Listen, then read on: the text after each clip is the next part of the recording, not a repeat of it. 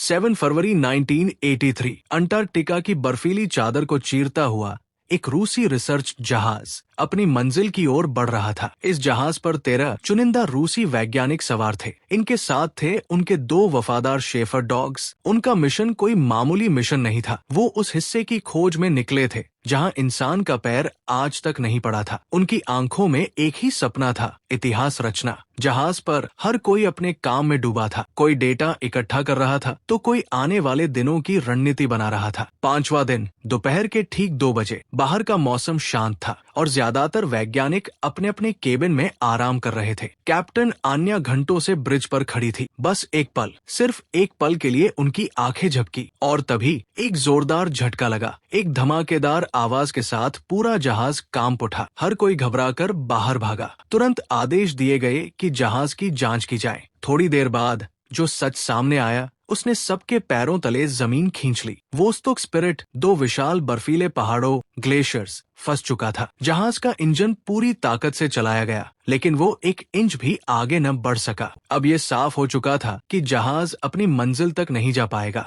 समस्या का हल ढूंढने के लिए वैज्ञानिक सरगई बर्फ पर उतरा। उसने चारों ओर नजर दौड़ाई और जो देखा उससे उसकी रूह कांप गई। ग्लेशियरों ने जहाज को ऐसे जकड़ रखा था कि इंसानी ताकत से उसे छुड़ाना नामुमकिन था। अब एक ही सहारा था, बाहरी मदद। टीम ने रेडियो सिस्टम चालू किया और संदेश भेजना शुरू किया। मेडे मेडे मेडे, ये रूसी रिसर्च जहाज वोस्तोक स्पिरिट है। हम बर्फ में फंस गए हैं। धीरे धीरे आसमान काला पड़ने लगा और अचानक 300 किलोमीटर प्रति घंटे की रफ्तार से बर्फीली हवाएं चलने लगी। एक भयानक बर्फीला तूफान उनकी ओर बढ़ रहा था। अगले 3 दिन वो सब जहाज के अंदर कैद रहे। जब तूफान थमा तो बाहर का नजारा डरावना था। चारों तरफ सिर्फ बर्फ की सफेद चादर और मौत जैसी खामोशी। उन्होंने फिर रेडियो पर मदद मांगी लेकिन जवाब वही। अब सब्र टूटने लगा था। जहाज को निकालने की कोशिश की गई लेकिन तूफान ने बर्फ की पकड़ और मजबूत कर दी थी। जहाज अब रहने लायक नहीं रहा। टीम ने फैसला किया कि जब तक मदद न आए वो बर्फ पर टेंट लगाकर रहेंगे। दिन बीतते गए।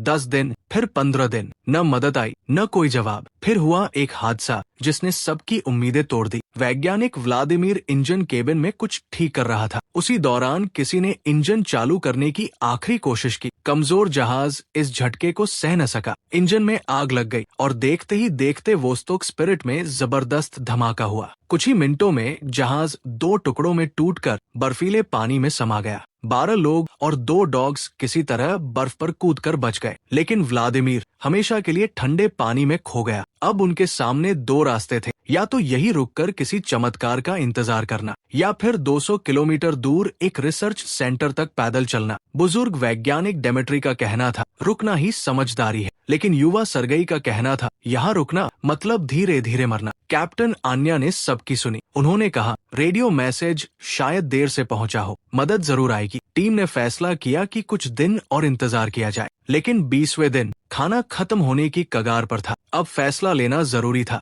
आन्या ने कहा इंतजार में मरने से बेहतर है लड़ते हुए मरना। सबने हिम्मत जुटाई और 200 किलोमीटर की उस असंभव यात्रा पर निकलने का फैसला किया। बचा हुआ सामान पीठ पर लादा गया, बाकी वजन वोल्क और मीशा पर रखा गया। स्लेज बनाई गई और सफर शुरू हुआ। शुरुआत ही बेहद कठिन थी। दिन भर में मुश्किल से 5 से 6 किलोमीटर का सफर तय कर पाते थे। 21वें दिन खाना खत्म हो गया। अब जिंदा रहने के लिए शिकार करना जरूरी था लेकिन तभी एक और तूफान आ गया। 2 दिन वो लोग एक बर्फीली गुफा में छिपे रहे। कंपास टूट गया। भूख से सब बेहाल थे। 28वां दिन भूख और ठंड से जूझते हुए उनके वफादार डॉग वोल्क ने दम तोड़ दिया। वो सिर्फ एक जानवर नहीं था, वो उनका साथी, उनका परिवार था। कुछ ने कहा इसे खा लेना चाहिए लेकिन बाकियों ने विरोध किया। इंसानियत ने जीत हासिल की। वोल्क को बर्फ में दफनाया गया, उसके ऊपर पत्थर का निशान बनाया गया और भारी दिल से सफर जारी रखा गया। 35वां दिन पहली इंसानी मौत। बायोलॉजिस्ट इवान,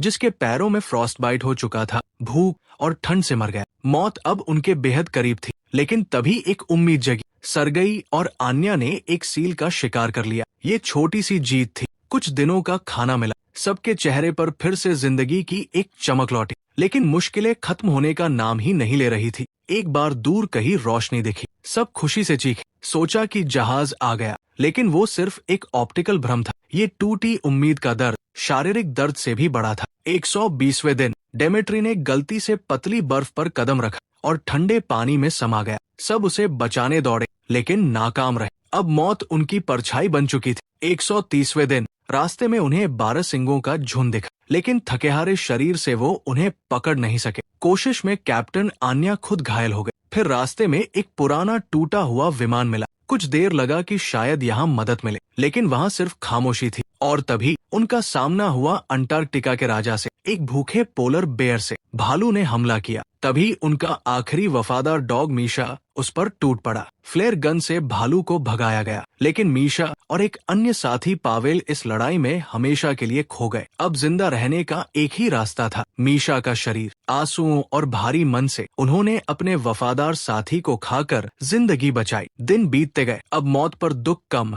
डर ज्यादा था। अगला नंबर किसका होगा? 6 महीने बीत चुके थे। अब अंटार्कटिका की 6 महीने लंबी रात शुरू हो चुकी थी। अंधेरे में सफर करना पड़ा, रास्ता भटक गए, मैप झूठा साबित हुआ। एक रात ठंड और भूख से 2 और लोग नींद में ही मर गए। अब सिर्फ 7 लोग बचे थे। कैप्टन आन्या भी टूटने लगी थी। उनका चेहरा सूख कर हड्डी बन चुका था, आंखों में थकान, आवाज में कंपकंपी। एक दिन मानसिक संतुलन खो चुकी एलेना तूफान में खो गई। उसकी जमी हुई लाश मिली। कुछ दिन बाद एक और बुजुर्ग वैज्ञानिक सुबह उठ ही न सका। अब सिर्फ 5 लोग बचे थे। 300 दिन बीत चुके थे। ये 5 लोग अब चलती फिरती लाशें थे। न खाना, न ताकत, बस सांसें। और फिर आया 301वां दिन। अंधेरे में अचानक एक हल्की सी सीधी रेखा दिखी, जैसे कोई एंटेना। पहले लगा ये भी भ्रम है, लेकिन वो हकीकत थी। आखिरी ताकत जुटाकर वो उस ओर बढ़े। हर कदम एक पहाड़, हर सांस एक जंग। घंटों की मशक्कत के बाद वो एक छोटे रिसर्च सेंटर तक पहुंचे। वहाँ सिर्फ 2 मेंटेनेंस वर्कर्स मौजूद थे। 301 दिन बाद किसी इंसान को देखकर वो 5 बर्फ पर गिर पड़े और बच्चों की तरह रोने लगे। उन्हें बचा लिया गया। नजदीकी बेस कैंप में इलाज हुआ, लेकिन उनके शरीर और दिमाग इतने टूट चुके थे कि सामान्य होने में महीनों लग गए। इस अविश्वसनीय कहानी को लेखक अलेक्जेंडर वोल्कोव ने